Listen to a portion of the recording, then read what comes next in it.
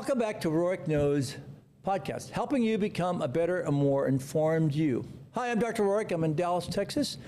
Well, let's talk about breast augmentation today. It's a very hot topic. It's the most common procedure done in the United States today, and I'm really privileged to have one of my good colleagues and friends, Dr. David Hidalgo from New York City with me. How are you doing today, David? Great. Still wintertime, still snowing, but everything's great. That's awesome. That's awesome. So David is a world expert in breast surgery and facial rejuvenation, and today let's take a deep dive into breast surgery. So the hottest topic now on breast surgery is, let's go back above the muscle. We've been below the muscle for a long time. In fact, the big thing is the subfascial. So tell me what you do every day in breast augmentation surgery and have done for a long time. Well, Rod, I think the things that I do have withstood the test of time. And, as you know, when breast augmentation started back in the 60s and 70s, we put the implants above the muscle, and we found out that wasn't a good thing to do because we got a higher incidence of capsular contracture. You could see the edge of the implant. And so we gravitated to below the muscle, which has been the standard of care or the gold standard for like 50 years or more. I think today, younger surgeons, we might be relearning history, or there may actually be something to it about putting the implants over the muscle. When we talk about the new subfascial method, the issue there is that the fascia insulates the implant from coming into contact with the breast tissue, so maybe we don't get more capsular contracture. But I do think some of the other issues still prevail. I mean, it's not as good for mammograms. The capsular contracture rate, we don't know yet, will probably be higher. And you get the visible implant at the top. So I think those are all, they discourage me, although the proponents, on the other hand, say it's great because you can create more cleavage because you can move the implants further inward than you can when they're under the muscle. And I think that's the advantage that they're looking at. Right. No, I agree. And for our viewer, there's a layer, the skin, then there's the glandular tissue, then there's this fascial layer. It's kind of a white layer, and then there's the muscle. And we usually go all below those areas and we go into the muscle, and usually through an inframammary approach. And as Dr. Hidalgo mentioned, it actually then gives that implant protection, and it makes it look better and more natural. And that's really been the standard, at least in the United States. In some parts of the world, subfascial, like in South America, has gained some traction. But I think the long-term data has favored the use of the subpectoral implant for the reasons you mentioned. The look, the feel, the capsular contracture, which means it has a less incidence of getting hard. But what do you think about obviously maybe with the advent of the newer types of silicone implants, maybe that's why they probably look better long-term. What do you think about that? Well, I think the new implant, the Motiva implant, that's the rage at the moment, has the promise of solving the capsular contracture problem.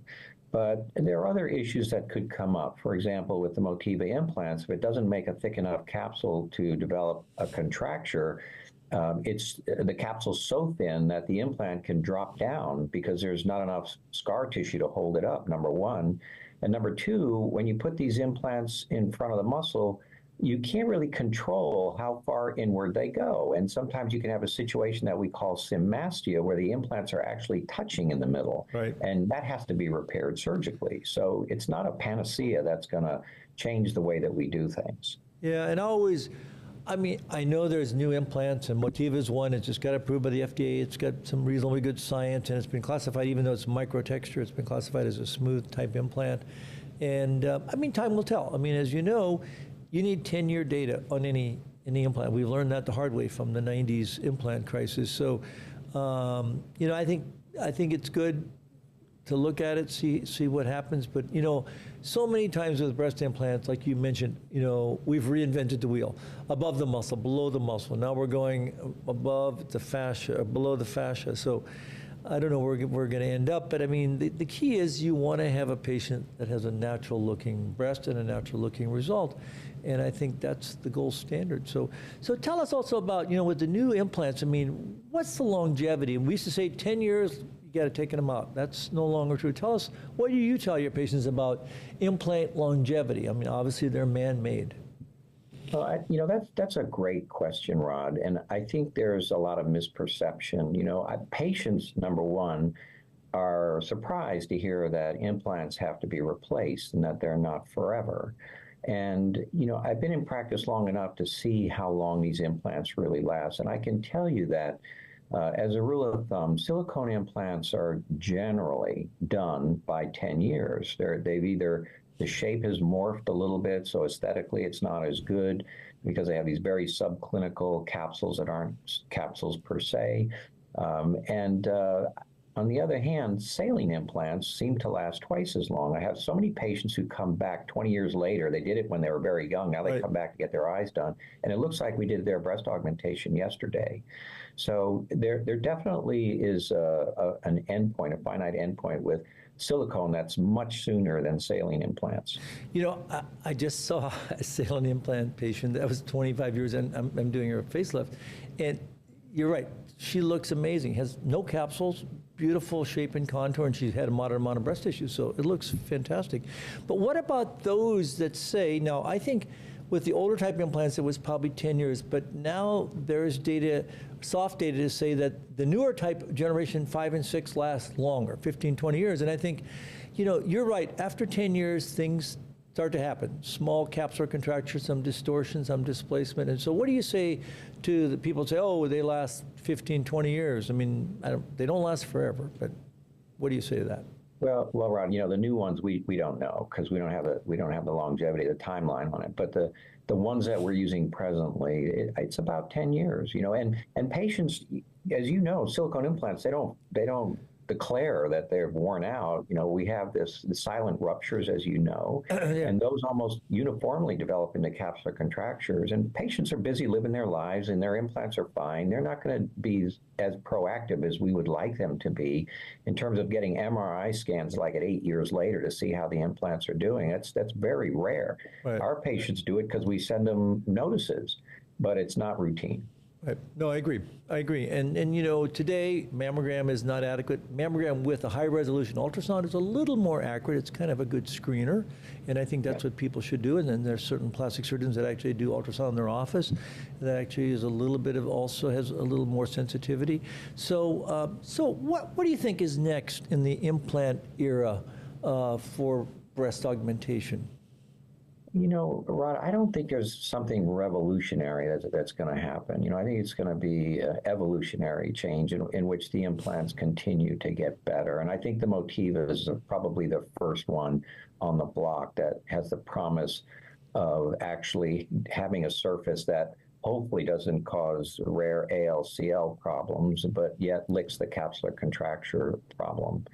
So I think it's going to be things like that, and also better implants that are going to last longer. The shells are going to be better, and they're not going to deteriorate, and the shells are not going to allow the slow diffusion that we see with implants sometimes. Sometimes when you open up an old implant case, the implants aren't ruptured, but they're sticky, and that silicone gets through the shell in minute amounts. So I think better implants. I think aesthetically, we sort of, the body hasn't changed, so I don't think we're going to come up with a revolutionarily new technique that's going to transform breast augmentation. I think it's going to be in the hardware.